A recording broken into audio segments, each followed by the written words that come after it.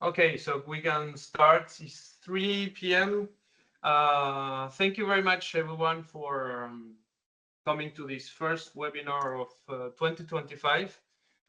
We are pleased to have lots of new new speakers to this webinar. As you may know, we are talking about town center management and retail, commerce, markets, and crafts. So it's a big webinar that englobes a lot of thematics.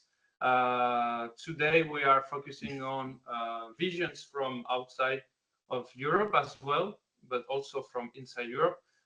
We will present you the speakers in a moment. But yeah, thank you very much for coming today. We also organize other observatories. This is the first one of 2025. We are, you can pass the next slide. We are having 4 webinars in February and March. So please, if you want to also see the other activities that we do, check our website. And so today we are having 4 speakers. We will have a 5th speaker at the end, which is Urbach, who is going to explain a little bit good practices call for projects that they are launching, and I think is very interesting for cities in Europe. Yeah, we will have Lauren Pignard, who is a first contact point in France for French cities. So yeah, for the moment we have these 4 speakers, and then we'll have Urbach. And just for the translation, we are establishing we are currently having a small technical problem with Teams. So for the non-English speakers, I will tell this in French now. For the non-English speaker and non-French speakers, we are having a small problem. So, je vais parler en français. Nous avons un petit problème de traduction automatique que nous allons essayer de rétablir en ce moment. Donc, les personnes pourront cliquer sur traduction automatique, mais vous verrez les titres en anglais. Voilà. Please, Jean-Luc, if you want to say something, or Claire, if you want to say something, this is your time. Okay. Well, we're really happy to have 4 great speakers who all show more like 20-30 years of expertise in town center management. So we'll have them present themselves later, but we are going to have 2 focuses mainly this session. The first one will be on town center management in Austria and Flanders and the Netherlands, and 2 focuses on high streets. The first one being the big job that I've been doing the UK on the high street task force for the last 5 years. And the second one would be a focus on Australia, Adelaide Main Street by Mr. David West. So we have these 4 speakers, and I would like to thank them very much for being with us today, and especially David, who is actually in the middle of the night for him. So he probably won't be able to answer your Q&A at the end of the session, but you'll be able to send him your questions if you want to by mail later. So I'll leave the floor to David. If you want to speak, David, we're listening to you. There we are. I apologise. If we just go back one screen quickly, Claire, I just want to say thank you very much for having me. I just wanted to show you quickly the map of Australia. If you just go back one slide, please, Claire, just quickly. No, back. Could you go back one? Sorry. To the map. One. Yeah. So South Australia is a state down in the bottom part of Australia there. Adelaide, where I come from, has a population of around 1.7 million. So it's a good sized city with a lot of different main streets. Thank you. So my background has basically been in the shopping centre area, and I managed Rundle Mall, which is a CBD mall in the centre of the city with 1,000 businesses. So I've had experience in shopping centre management, including leasing and management and marketing. And I also give retail and business advice to cities and town centres, and talk about bids a lot in Australia, because we've only got one bid that was opened in Sydney last year, and we'd like to see a lot more of those. So back in 2017, I wrote a management book called Main Street Management, and I talked about in there about improving the business mix. And this has always been a very strong focus of mine, is how do we actually improve the business mix in a city centre? Because the shopping centres are very organised, how they approach their business mix. They know when the leases are running out, and they know what retailers they're looking for. So in 2020, I launched a new website called retailadelaidecity.com.au, and I'm going to talk about that as well tonight, and just explain how we try to take a proactive approach to improving the business mix in a city centre. Thank you, Claire. So with the shopping centres in Australia, we have many thousands of shopping centres, and some of the shopping centres are really, really large centres, like they're large regional shopping centres that are turning over around $400 million per year, and that actually takes a lot of focus away from the main streets. So we have city centres, so in the CBD, we have suburban centres in the suburbs, we have local neighbourhood centres and country centres. So there's a lot of shopping centres. Now, the thing about the shopping centres in Australia is that they've had a very low vacancy rate for a long time. I'm talking like around 1 to 2%, very low vacancy rate. They offer free car parking, of course. They also offer fresh food and supermarket shopping, so that people are coming regularly to the shopping centre. They also have a very coordinated leasing approach to how the centre is managed, so that they know with the leasing agents and their contacts with different businesses around the country of when a lease is coming up, and then they know that they can attract a new business to go in there. So in the management book that I wrote, the Main Street book I wrote, I talked about how could we create new partnerships to improve the city centre business mix by managing the partnership, working with leasing agents, working with the owners of the property, working with the council and the municipalities, and also the business owners, and then understanding the customer catchment area around the CBD and the city area that is bringing people into the city, and how do we attract new businesses to match the catchment area so that we are meeting the customer's needs. Thank you, Claire. So when I launched the website, that was back in 2020, it's called retailadelaidecity.com.au, and the main objectives were to take a proactive approach to leasing in the CBD. So it was meant to be a one-stop shop for new businesses, so that when they come onto the website, they can find out a lot about the city and understand about where's the best location for them to take up a new shop. The idea is also to create demand for the city business premises. So when we've got vacant shops, we've had similar trends to overseas where people have not come back fully to work in the city again. We're sitting about 85 to 90%. We're doing very well, but we still have that shortage of people working a full week. So Monday to Friday. They're basically a lot of Tuesday to Thursday.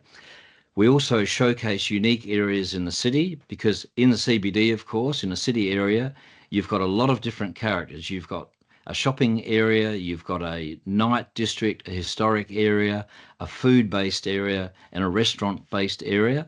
So when a shop is looking to come in, or a retailer is looking to come into the city, where is the best area for them to go to? We also promote all the city main streets and the centres in the CBD, so that then the retailer can also see which is the best main street and which is the best centre to go to inside the CBD. The other thing is that what happens in the city area too is that you do have bad news when people talk about something happens like a crime or something like that. What we're trying to do is promote good news about the city, and we promote all the good news stories. So always trying to keep it very positive so that we have a better chance of attracting new businesses because they see the good side of the city and what we're offering. Thank you, Claire. So that's what the website looks like. Basically, it focuses on 5 different areas of the city. So there's the City West, City East, City Southwest, City Southeast, and North Adelaide. So you'll see down the bottom left-hand side where I've put those little key areas along there that you can then look at those key areas. There's a short video on each of the different areas that talks about the character of them. Then if we just go to the next slide. So this is a short video just showing, it's a 1-minute video, just summarizing what the website's about.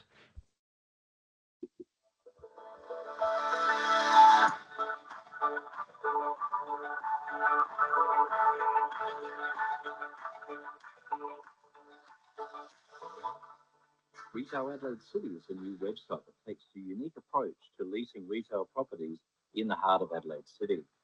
If you're looking for a new location for your business or want to connect with a professional leasing agent, Retail Adelaide City is the first place to look.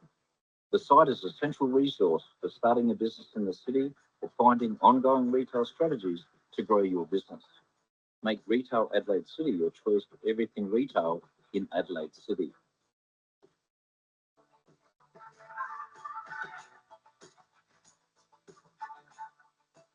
So that's the summary video that just basically summarizes what we're about.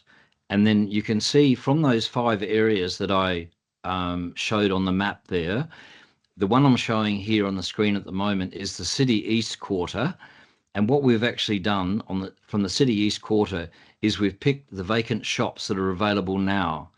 And then what we do is we actually link them up to the leasing agent. And we also talk about what sort of shop could go in there. So basically we're promoting in one location all the different leasing agents and the different properties that are available at the moment. So then when a person is looking for a certain site, they might be looking for 100 square meters or 50 square meters, a small shop.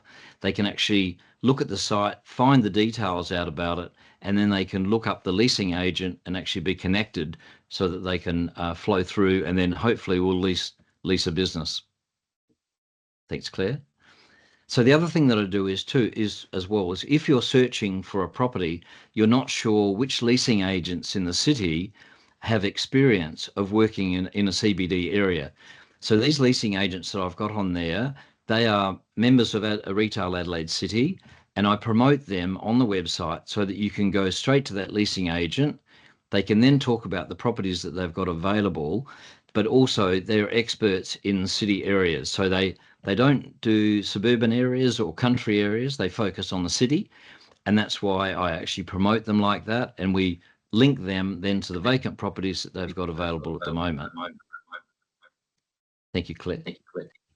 The other thing that I do as well is when a new development is actually starting, on the site there on the left-hand side, you'll see that's a live map that actually has all the developments that are going on in the city at the moment. So all the buildings that are being put up at the moment, they might have apartments, they'll have some retail down the bottom, maybe a restaurant or 2 down the bottom. That part of the website actually shows all those developments in live time, so it's always updated. And then below that, you'll see some feature developments that I put on there, which actually shows some great properties that have been built, big office blocks with retail down the bottom. And then what we do is we actually promote them as well as an opportunity. And then you'll see on the right-hand side of the page is the news, latest news and updates. And what we do is we put on any stories, positive stories about new restaurants opening, any people who have won awards. We've got highly rated restaurants. We've got new rooftop bars, any information that's happening in the city that's very positive. And we keep linking all those positive stories to the website to give a positive point of view about the city. Thank you, Claire. The other thing we do is once a business is looking at the city and considering coming into the CBD, we then help them with a one-stop shop for licenses and permits. We help them with information about their lease. We give them business referrals to other businesses in the city. We help them with shop designers who are based in the city who can help them design their shop. And then we help them with business plans and marketing strategies, retail promotions and events, and any social media and marketing content, we can support them with that as well. So basically all the way from the start of when their inquiry comes in and then goes to a leasing agent, they find a property, they then sign up and then find more information, we can actually help them get to the next stage to help them open their business because all the information is contained in one website on one location. Thank you, Claire. So that's what the website is about. It's a proactive website. It's not common around the world to have a website like that actually promotes the city and retail vacancies and offices that are available, and actually promotes the leasing agents and help the business to get started in the city centre. Here you go. Sure, right. Well, I'll just crack on then. As it says there, I'm Professor of Place Management at Manchester Met, and I was involved as a High Streets Task Force expert, which was a national programme to build place making capacity across England. So we'll just move on. We'll get right into it. So basically, this is what we're about: revitalising town centres. The project was led by the Institute of Place Management, which sits here in Manchester Metropolitan University. And the only sales I'll do, if you want to join, then drop me a line. It's not expensive, but we support place managers in various ways. Right, the English problem. Next slide. This is how you might imagine an English high street to look like: very quaint, very busy, very pretty. Next slide. This is the problem. We've got many towns, and this is extreme problem, I admit, but this is a challenge we've been facing with our town centres, not necessarily in the big cities like Manchester, but our medium-sized cities, our smaller towns, lacking investment, lacking footfall. This is the challenge. So next slide. So there's lots of things going on, and we know what's caused this. I mean, there's no point in dwelling too much on this. Out of town shopping did huge damage to British town centres before the internet happened, and then internet shopping came along, and that did more damage. We had a pandemic which has changed shopping and working patterns, and our town centres have struggled to adjust to new consumer demands, like, for example, events and experiences. So all this is going on. We know that's well documented. So next slide. So, and for the sake of the translators, you don't need to translate all this. The point of this slide is to say there is no shortage of policy at a national level, because in the UK, we've been asking the question, what's wrong with our town centres, for over 40 years. And we've had bids, we've got 300 of them, but they're not all the answer. So there's other things going on. And it's only really over the last 5 years did we see significant investment from government in town centre recovery. Next slide.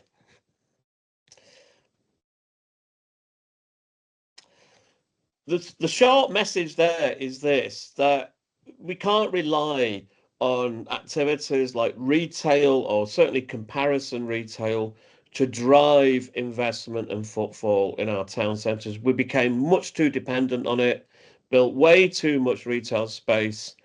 And what we know from our own research is town centres which have retail and something else to do, that, in other words, they are multifunctional.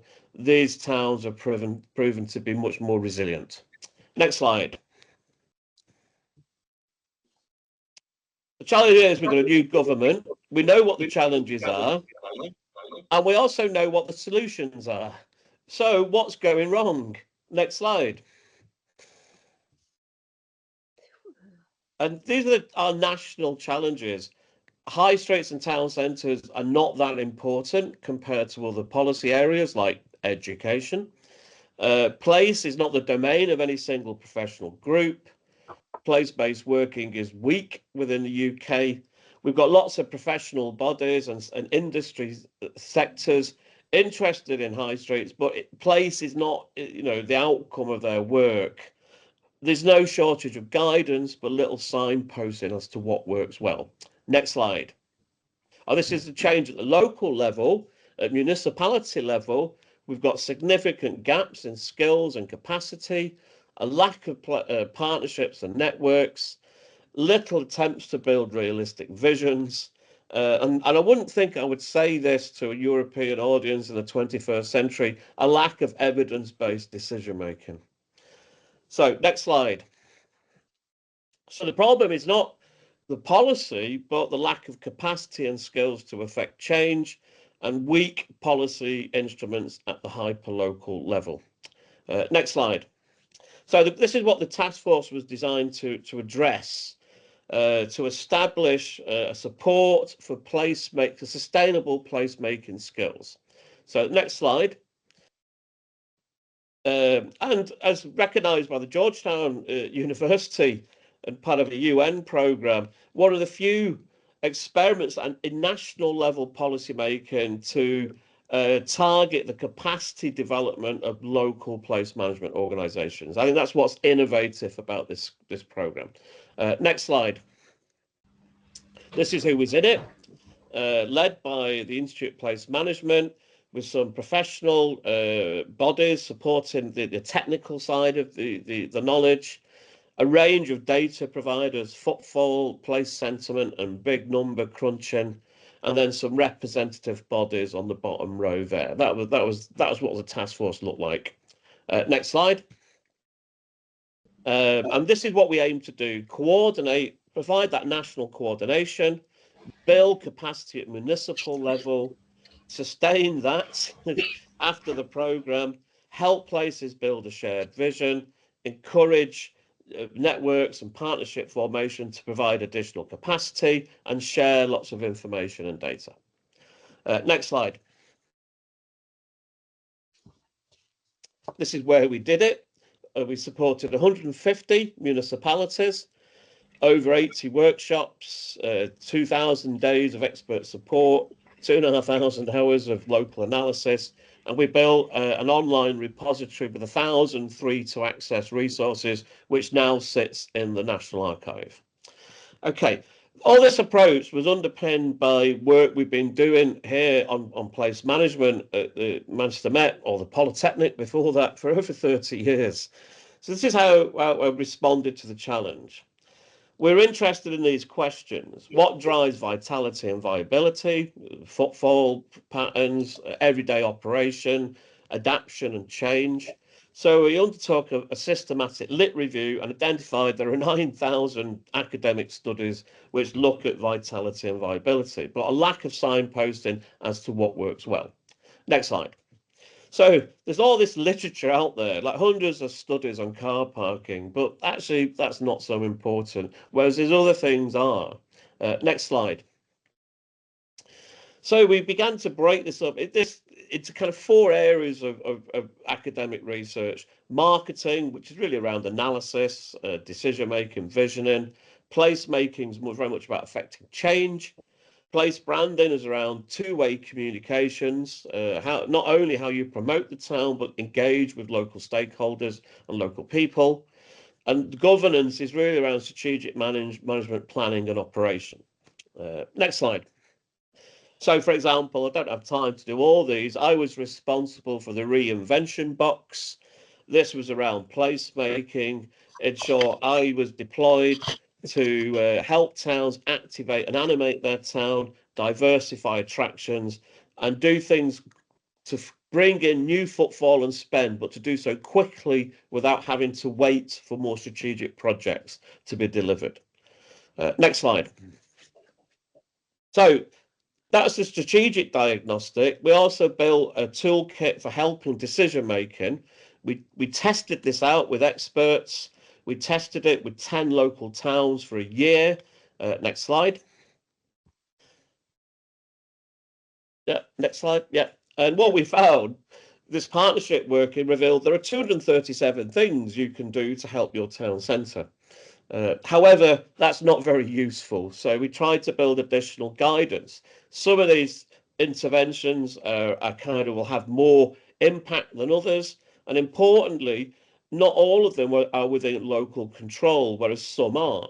So the next slide reveals a bit complicated model. But if you press the button once, yeah, all that, you can forget about it. Press the button again. Yeah, everything down there is important, but you can't control it. That's not worth it. And the final one is the get on with it box. If we press the next slide, that's what's in it in order. And what we've identified there is a very simple intervention point, is our top priority intervention. Activity hours are misaligned with user patterns. So this is a very common story post-pandemic. The shops aren't open at the times when people most want to use them. And that doing that kind of review activity doesn't really cost any money. And actually, where we've done experiments, businesses have made a lot of money. Next slide. This is how we begin to make sense of it to an external audience. We bunch them together. Next slide.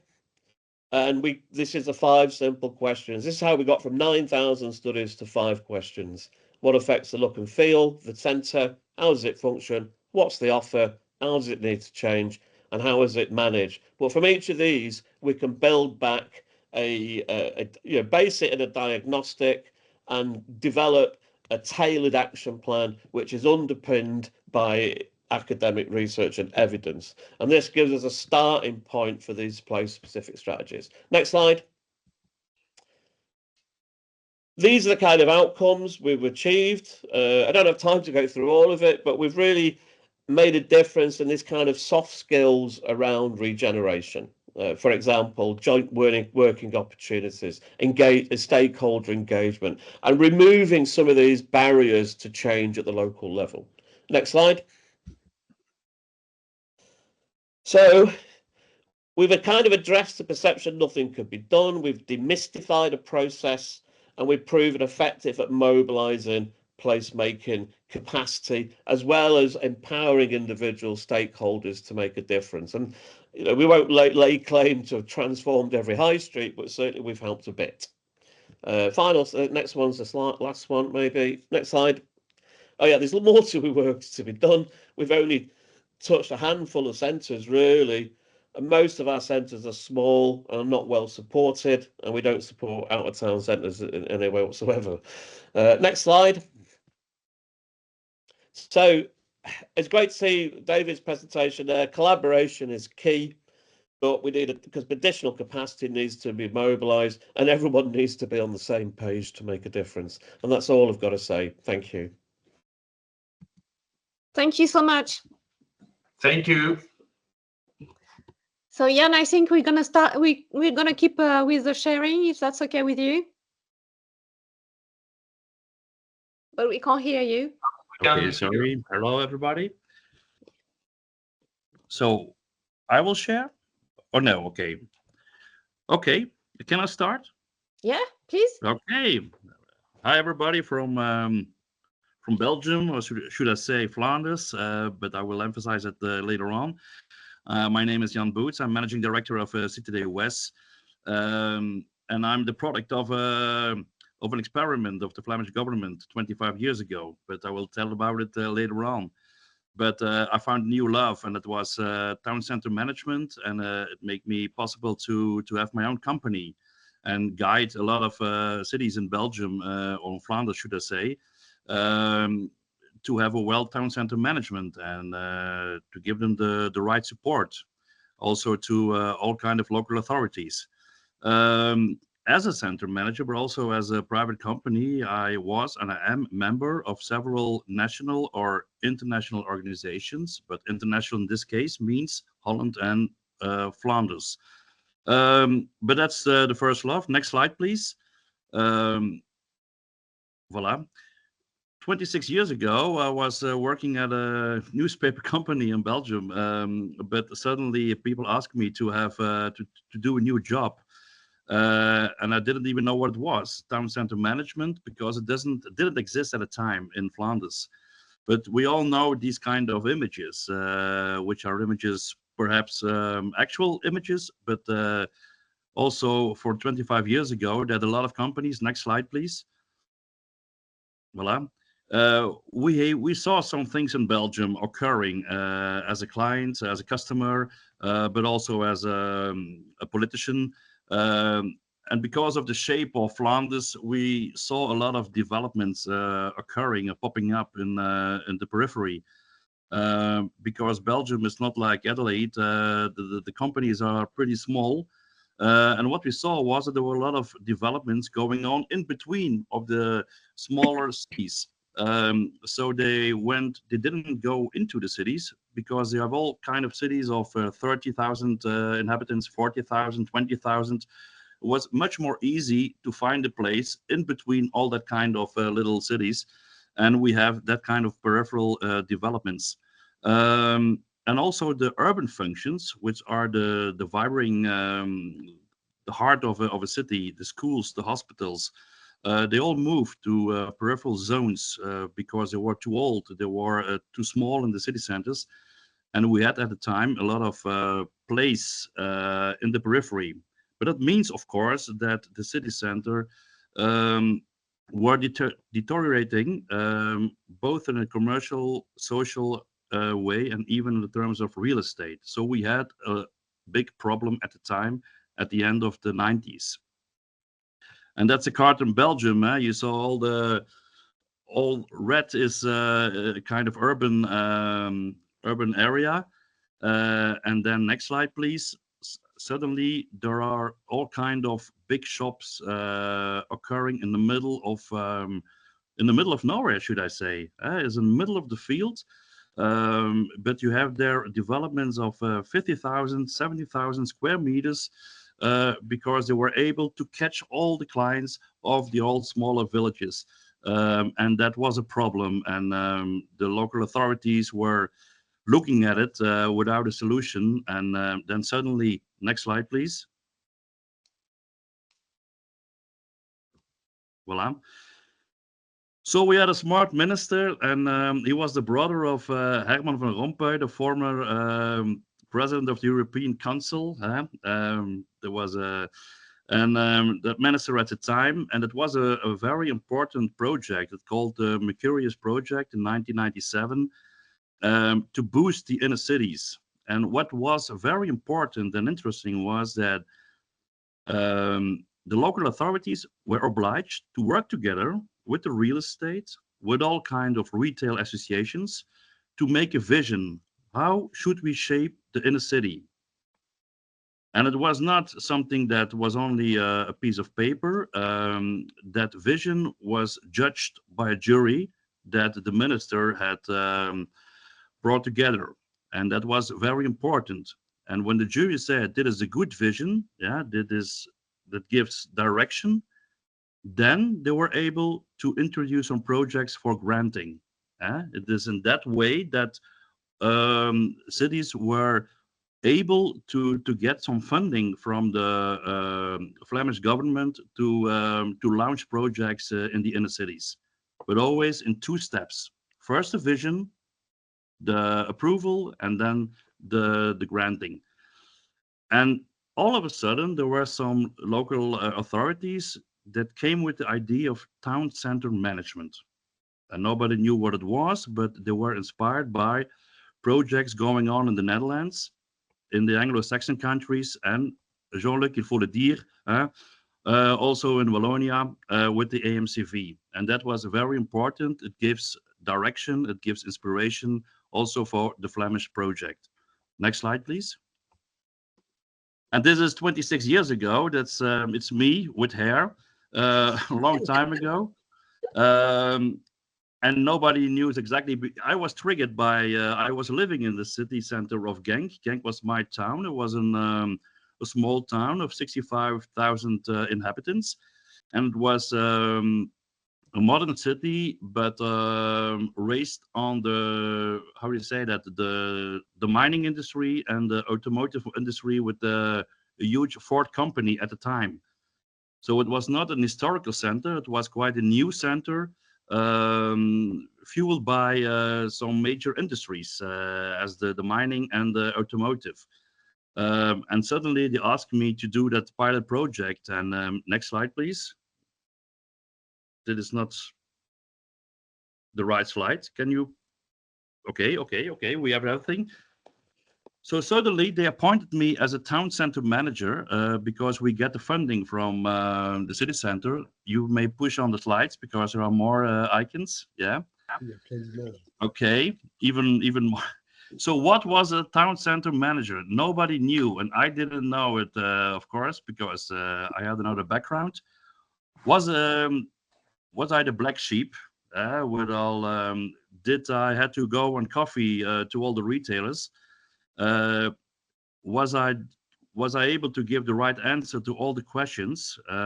Suddenly they asked me questions about urban planning, about real estate, about funding, and we had to do everything. Just they thought we are a kind of knowing all and doing all, single point of contact. But that was, of course, not easy to do. But it was very inspiring, and I love it that much. I tried my best to give town center management a chance in the city where I lived. And then next slide, please.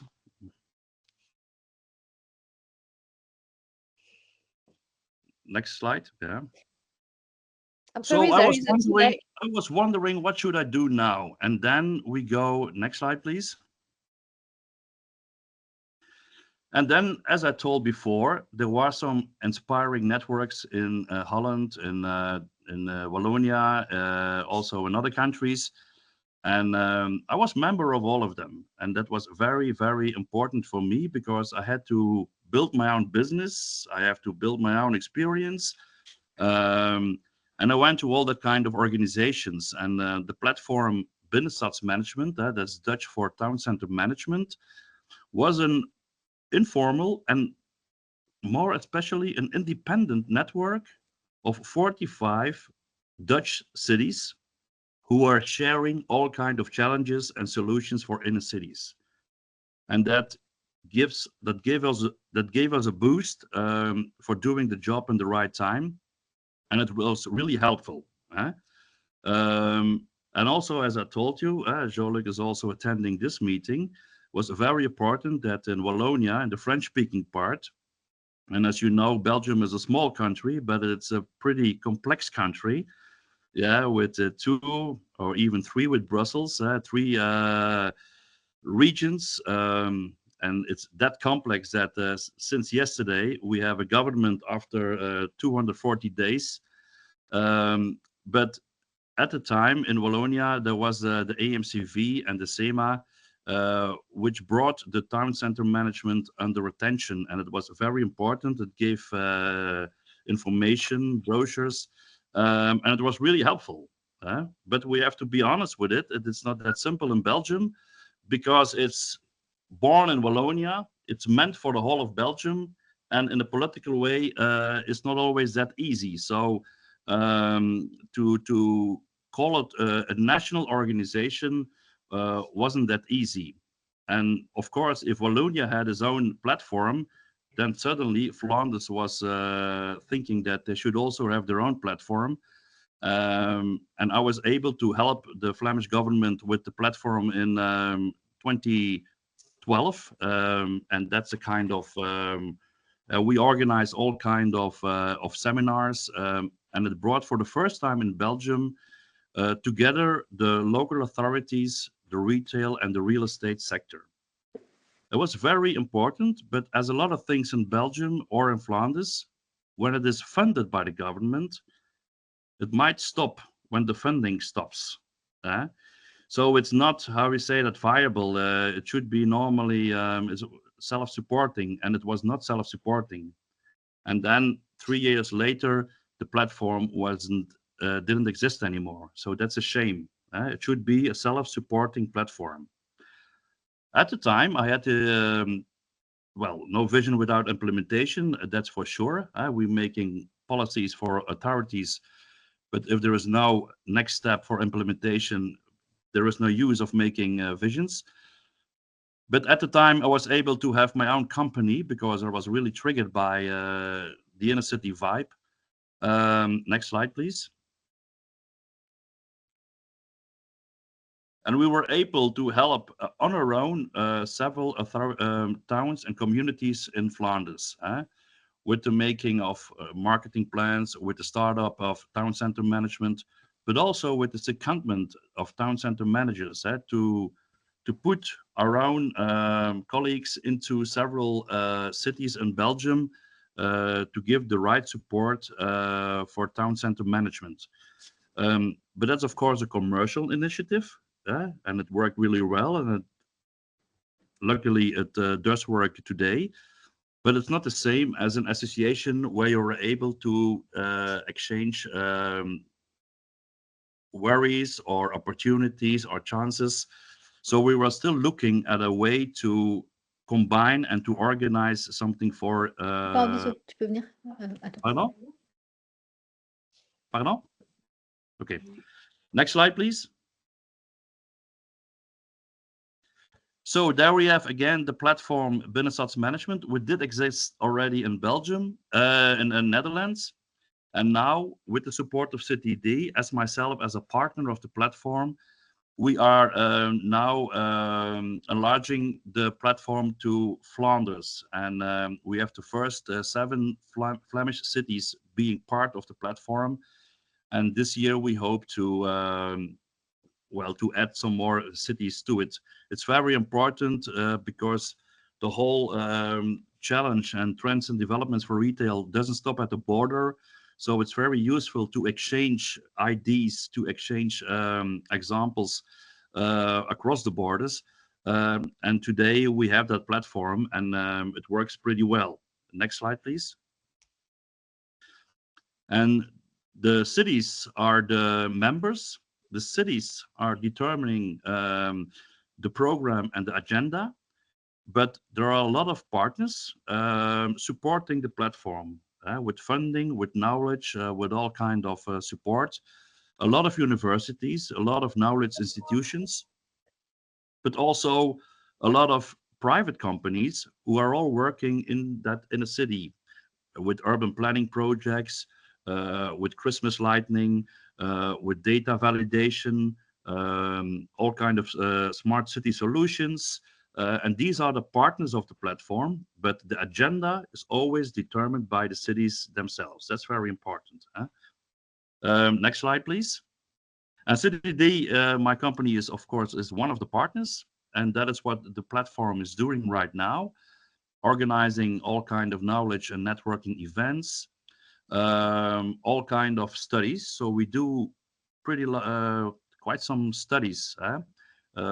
Last week we finished a study of the relation between the expenses people do in the inner city and the transport, the way they come to the city, by car, by bike, by foot.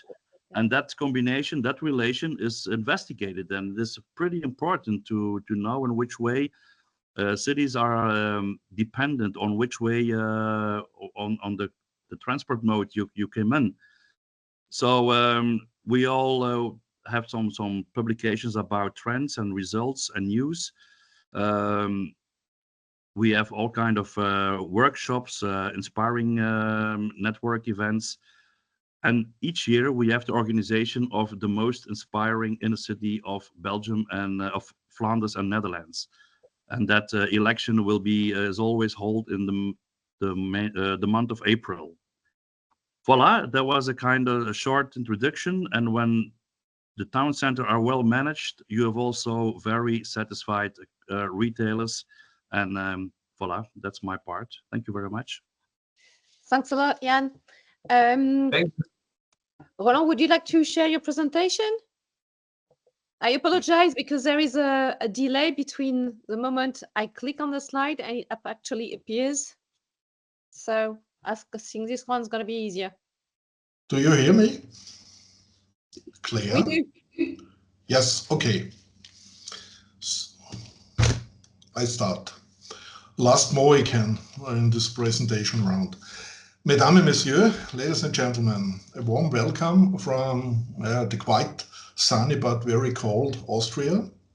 In the next 15 minutes, I will have the pleasure of giving you an overview of the town center marketing structures in Austria.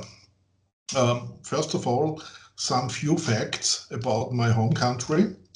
You know, maybe that we are a rather small country with 9 million inhabitants. We still have a very high retail intensity with 1 square meters per resident, like a little bit comparing to Belgium. They have, I think, the same intensity, retail intensity. Then we a very strong tourism country with around 140 million overnight stays per year.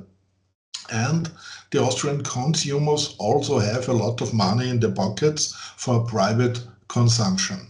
Similar to Germany or to the United States, we have a federal state system. That is why legislation for urban development lies in the hand of our 9 federal states, and that's no advantage.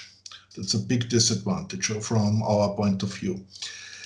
Then our largest city is the capital city, Vienna, with 2 million inhabitants. And then we have a big gap between Vienna and the next largest city, Graz. Graz has about 300,000 inhabitants. And then we have 4 other cities, capital cities of states, they have more than 100,000 inhabitants. And among approximately 2,100 municipalities in our country, we still have around 200 smaller cities or so-called market towns. Before we get to the Austrian TCM structures, it is important to get to know the most relevant inner city topics of the last 35 years in Austria. And I think you are already familiar with many topics from your home countries. We start in the 1990s, in the roaring 1990s. Especially at the beginning of the 1990s, many cities started town center marketing or inner city concepts. We had a flood of papers, very often this broad citizen participation, where we think about strategies, about measures, how to attract our inner city zones. The 1990s were also characterized by tough battles between opponents and supporters of pedestrian zones. In many European countries, each retailer fights for each parking space in the city center. We had the same fights. And then we have the planning trend of inner city roofing in the midst of the 1990s. Many cities thought about planning to roof their inner cities, but only one project was realized in a small Carinthian city. And in the 1990s, strong competition, like in Flanders, as we heard before, began between inner city retailers and shopping centers in the outskirts. In the 2000s, for example, the 2000s were characterized by the first attempts of local, regional, or statewide empty space information systems of inner city car projects. No one was realized. The emergence of city card systems, the relaunch of farmer markets, and also the inner city video surveillance. And over the last 15 years, a lot of resources have been invested in local empty space management systems, and the quality and the relaunch and the upgrading of our Christmas markets. And due to the increasing economic weakness of our inner cities, our politicians awoke from the long-lasting winter sleep, or sometimes from their own ignorance. And they started, the federal and many federal and also the state government have created many funding programs and legal initiatives to make inner cities more attractive. Yes, in order to understand the Austrian town center management, it is important to get to know our philosophy. Here is a sketch of an antique, if you want to see it, as an antique temple. And for us is town center marketing a holistic local development instrument where for private partnership sectors like inner city marketing, tourism marketing, investors relationship marketing, cultural marketing, where the private economy works together with the local authorities in this field of town center marketing. And then we have a public sector part, from our point of view, also town center marketing, where town center management can play a role. That's the citizen service. The Austrian TCM structures in this fourth chapter, we provide a detailed insight into these TCM structures, figures, projects, trends in Austria. Austria looks back on a long tradition of professional town center marketing. Similar to Germany, our first projects started in the beginning of the 90s. The first professional unit started in April 1995 in Wels, that's a city in Upper Austria. And now we have about 120 professional units, also in small market towns with fewer than 1,000 inhabitants. Due to the long tradition of town center management, we can differentiate between 4 generations. The first generation, the baby generation, was started in the midst of the 1990s, and their task focus was event and retail marketing, traditional town center marketing. That's its best. The organizational or the legal form was primarily associations and staff units inside the municipal administration. Then the teenager generation in the beginning of the 2000 years, the second generation, the task force was also event and retail marketing and the first management steps into empty space management.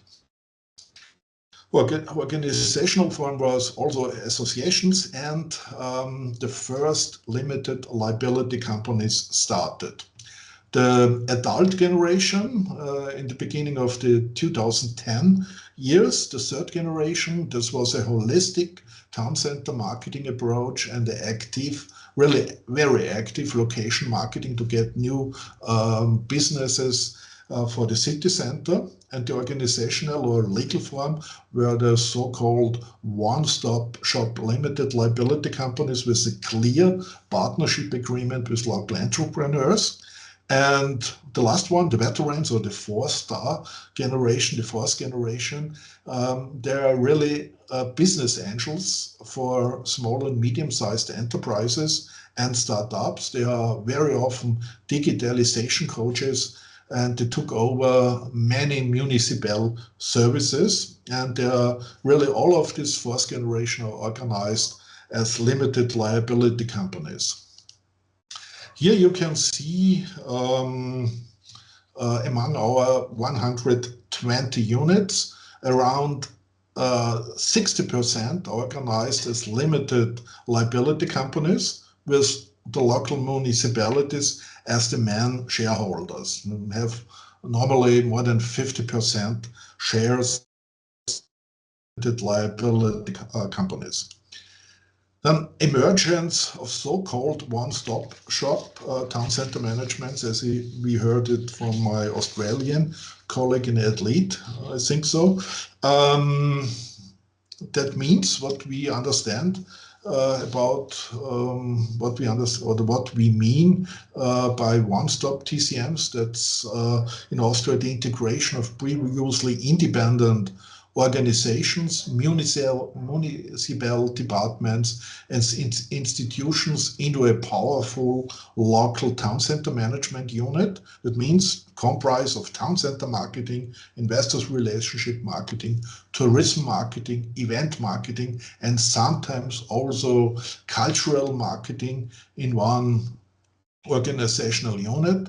And there are some very good best practice examples in Austria. The first one started in the 1990s in Bregenz, the capital city of the state of Vorarlberg. Dornbirn also in Vorarlberg. Very good example in Lower Austria, Krems, or St. Pölten, Carinthia, Villach, and in Upper Austria, Wels. Efficient and successful Austrian town center management are based on a clear and practiced urban branding. Here are some examples. The first example is a small market town, 10,000 inhabitants in Upper Austria, in the heart of Upper Austria. It's Enns. Enns was the first Austrian city to become a member in this global Italian base. It was originally founded in Italy, Cheetah's Law network, and they made a really good job as first Austrian Cheetah's Law city. It's a city, wonderful city, old Roman city. Then the second good example is Friesach. That's a medieval castle town, because Friesach has 3 well-preserved castles in the city center and a really famous city wall, and that's why Friesach market themselves really good as a medieval city. The third example is Tulln, very close to the river Danube in Lower Austria. And Tulln presents itself as a garden city with a high quality of stay in the city center. And last but not least, Innsbruck, the capital city of Tyrol, has a very good, authentic urban branding as an alpine, urban, last-for-life city that attracts especially many German students to study in Innsbruck, to go skiing in the afternoon, and in the warmer times they went to Italy, to the very close to Italy, to the Lake of Garda. And so it's really a fantastic branding and a very successful branding. The range of tasks of Austrian town center management units has expanded considerably over the last 15 years. Here you can see an overview of the fields in which Austrian town center managements can operate. But don't worry, no Austrian town center management organization handles all these 15 fields. That would be a task for titans. And we Austrians are only in skiing sometimes titans, but not in handling all these 15 fields of town center marketing. Here are some examples, some extraordinary examples of city marketing tasks in the management of municipal infrastructure, like Feldkirch in the state of Vorarlberg. They manage, like in Saalfelden, congress centers, and in Feldkirch, in addition, the municipal camping site, Mürzzuschlag, a small market town in Styria, where the first skiing attempts were made in the beginning of the 20th century. The local municipality took over the responsibility to the town center management for the Southern Railway and Wintersport Museum, and also St. Veit an der Glan, a small country. And then, up to now, we have in Austria no business a business improvement district legal or laws. Therefore, up to now, public money from the municipality provide demand financing of town center management units. 2/3 of the basic budget comes from the local authority or the municipality, and the rest from tourism boards or local entrepreneur associations or leading companies of this city or the state. Some business activities of Austrian town center management units, Hollerbrunn and Lustenau, they run their own stores with local products. Villach and Wels reorganized their Christmas markets as cash cows for TCM units, and St. John in Tyrol started 2 years ago the management of co-working spaces and units. I come in a few minutes to an end. Austrian town center management as coach and motivator for business founders and innovative startups. 3 examples. Start-up projects, that's right, Start. Stadt is the German expression for city, and the start-up projects are location business competitions to attract new business founders to city centers. Normally, the top 5 applicants will receive many support services like business coaching, like marketing services, like media services, like tax consulting services, and such things they cannot afford or that they don't want to afford in the first year of their own business. The same example for landlords and house owners in the city center is the so-called IMO-UP projects. That's a dynamization, qualification, and development process for inner city landlords. The focus is to attract and to motivate the city landlords for reinvestment in their houses and then very often their empty spaces. And the last example, Lienz, the capital city of Eastern Tyrol, they started in 2008 a redesigning and the remaking of the town of Lienz with private law agreements between the city and 98 house owners.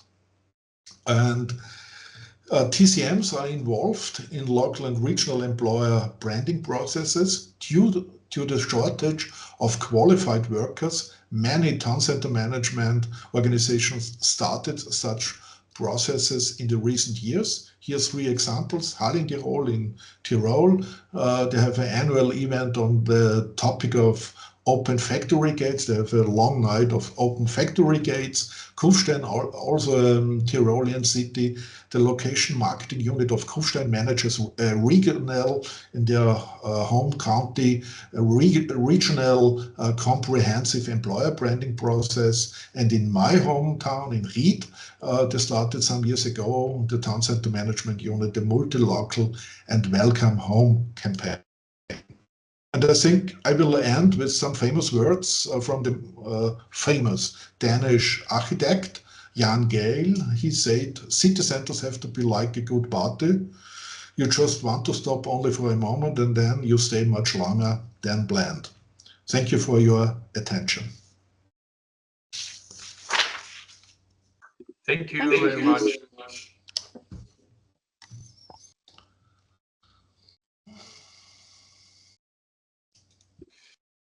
Thank you all. We are heading the floor now to Laurine Pignard.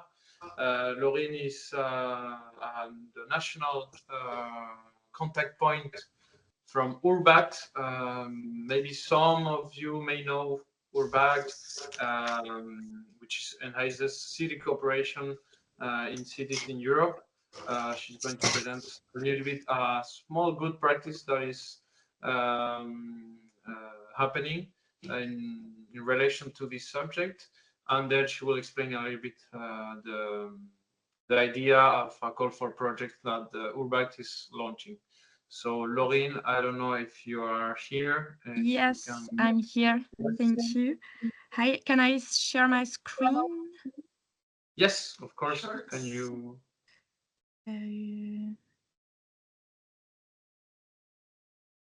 Okay. Yes, we can see it. Perfect. Perfect. Okay. So hi everyone. I'm indeed the French national contact point for Urbact in France. I'm here today to present you a call for projects which can interest you because it deals with exchanges of good practices between cities across Europe. And I'm going to show you especially one good practice from Italy related to the topic of today, so city center management. To get started, I wanted to present you quickly what is Urbact, the program. So it's a European territorial cooperation program co-financed by the European Regional Development Fund. Its main goal is to support all cities and urban authorities in their urban development. But how? Urbact has 3 areas of activities. So first, networking. The heart of the program is reflected in the cooperation between cities across Europe and exchanges between them on urban development within thematic networks. Second, you have the capacity building activity, which helps cities building the skills of local stakeholders in the design and implementation of integrated public policies. And finally, there is the communication and sharing knowledge activities. Basically, Urbact capitalizes on cities' success stories by sharing knowledges and ideas, tools, and method as well. Just to be clear, in Urbact, when we say network, it means a group of cities from the EU and cities, some partner cities, which is composed between 8 to 10 partners, with the city as a lead partner and an expert which is offered by the Secretariat. Urbact is a bit unique in the EU because it doesn't fund investments, but it gives times to reflection on the conception of public policies. That's why it offers method and tools to enable cities to work with an integrated approach and participative approach as well, involving all stakeholders and all the dimensions on sustainable development. I wanted to present you especially one network, so one call for project today, because Urbact has 3 different types of networks, which enable cities to learn, be inspired, and exchange between each other. And today, this is the transfer network. So basically, this type of network enables cities to share and adapt a successful good practice that has already been implemented in a city. A good practice, when we say good practice, it means an integrated, participative, impactful, and transferable Urbact practice in a successful, which is successful in a city. So the goal basically is to learn, understand, adapt, and reuse the practice.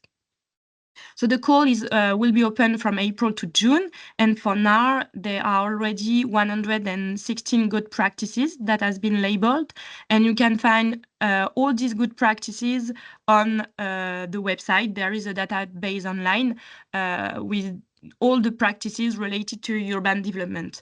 So you can find every topic such as climate action, local economy, social cohesion, urban planning, youth, food. And many of them are related to city centers. These good practices will be presented during an annual event in Poland from 8 to 10 April.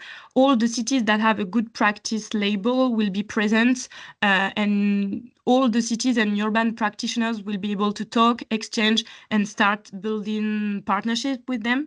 So you can still register if you want, and the number of participants is limited. So do not hesitate to go to the webpage. But to be more concrete today, I wanted to focus on one good practices in order for you to understand a bit what is a good practices in Europe, in Urbact especially. And this practice, it's a solution from Milan in Italy. It's called Piazze a Parte. And it's a citywide tactical urbanism program, which was developed by the city. And Piazze Aparte adopts the approach of tactical urbanism to bring public squares back to the center of the neighborhood life as places where people can connect. And in 2020, Milan launched a public call to identify new city spaces to be transformed. And the city received a lot of proposals, so almost 65 proposals from 800 inhabitants, 200 non-profit associations, many schools, businesses, and over 40 new public spaces were transformed within a 15 minutes walk from citizen home. So thanks to this project, public spaces were created and transformed as community hubs, expanding pedestrian areas, and the project promoted green mobility to improve the environment and quality of life of citizens. They launched a second call in 2023, which was very popular as well. It was regarding educational institutions. And thanks to these initiatives, they were able to build deep ties between the city administration and city residents by co-creating with them, with all stakeholders, co-implementing as well, and even co-maintaining of services, because they elaborated collaboration pacts between all stakeholders and citizens. And the citizens are now able to see and to immediately see the impacts of this pact and this initiative by seeing new opportunities of open spaces and actively collaborate in their upkeep. This approach allows temporary and inexpensive nature of the process, which allows testing of solution before investing time and resources in permanent changes. So this is a good practice that you can be transferred to cities that want to co-create new spaces in their city centers by involving all stakeholders, all citizens, and all the dimensions of urban development, such as the green transition, the social aspect, the local economy sectors, as everyone talked today. So this is a good practice that is online, but you can find many different. I'm sure you will find a good practice that can interest you. And the call will be open in April if you want. I'm available if you want more information on it, especially for the French cities, because I'm the French contact point, but every member state has a contact point, so you can find their contact address online as well. And thank you for this opportunity, and I'm available if you have any question. Thank you very much, Laurine. Thank you for your presentation. I think it's very important to know that there is several networks that work, and especially in city center management. Yeah. And it's also good to know that we can also access these good practices online. So yeah, please feel free to visit the website where you can find all these practices. Are there any questions regarding the previous presentations? Please, if you have any questions, don't hesitate to raise your hand or to speak. Maybe, yeah, Pierre, you have a question. Yeah. Hi everyone, my name is Pierre from Montreal. My question is for David. About your website, I'm just wondering, is it a private business, or what is the business model exactly, or is it a not-for-profit with funding from the public or anything? Microphone. Yes, it's a private. Yes, got it now. It's yes, Pierre. How are you? Yes, it's private. I run it myself. I created it myself. The aim was really to get more ownership from the leasing agents in the city and some of the property owners. So that's been a little bit slower than I wanted, but I'm sticking to the model because it's a very clean model.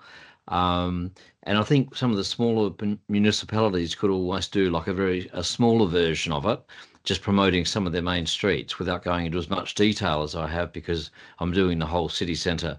But yeah, basically I do all the upgrading of the website, and some of those leasing agents, I've got about 7 of them who are they paid members to have their sites advertised on the website. I see. Thank you. Yes, Graham.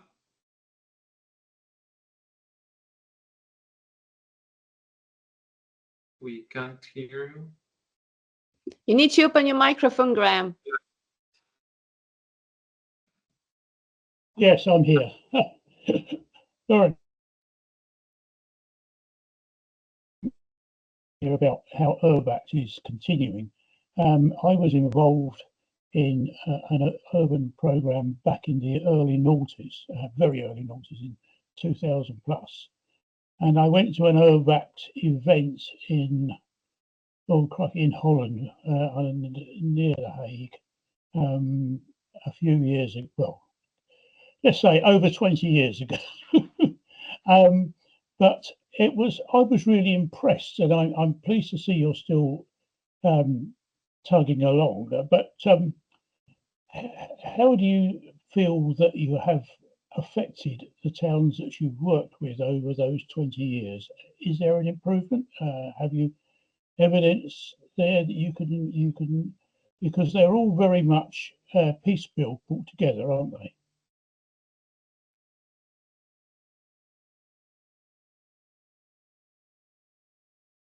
Do you ask if I have some evidence from the last project in your back, right? Since 20 years? More or less, it's from when I was first involved, which was back in 2003-ish, with URBACT.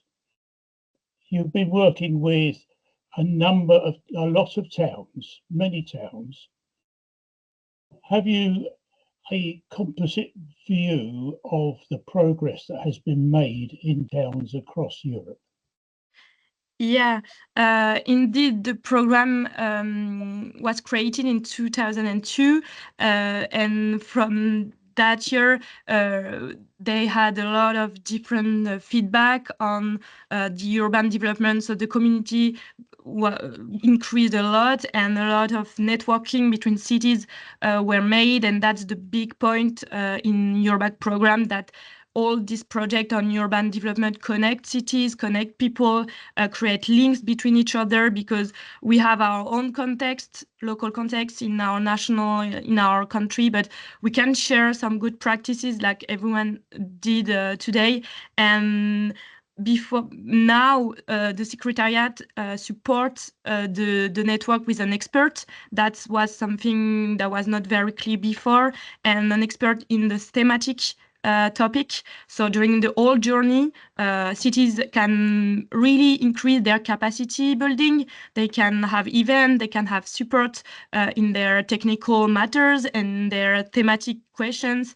And that's, I think, it's very valuable and enriching for the city, all the cities, but especially the little and the medium, the small scale cities, which can have a support in an expertise for their challenges. Thank you very much. That's more than I was hoping for, so that's very good. Nice. I have a question for David, because it's very rare that we have some overseas testimonies. So I'm wondering what can European city centers learn about Australian downtown management, because really we are living in two realities. So, but I think there is common floors. So from what we have seen today, what can you say there is common sense between the two continents? Yes, it's interesting. In Australia, we have a lot of main streets that have under the municipality sort of control. They may have a manager inside the council. There are some streets that are actually more independent with their own funding.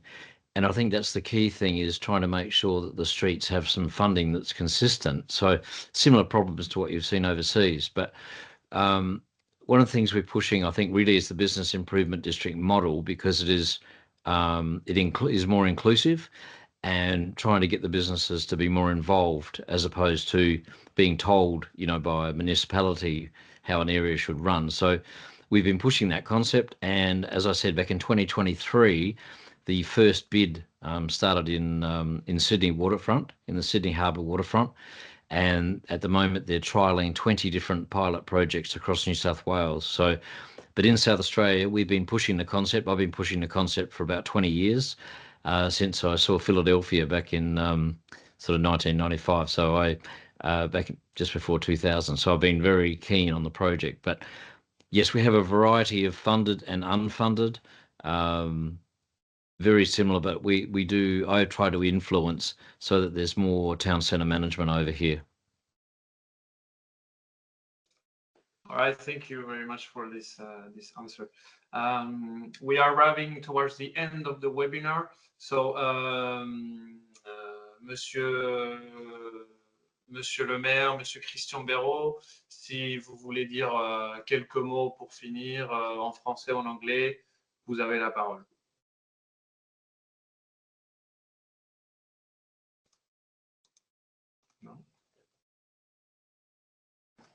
Il faut allumer on vous entend pas.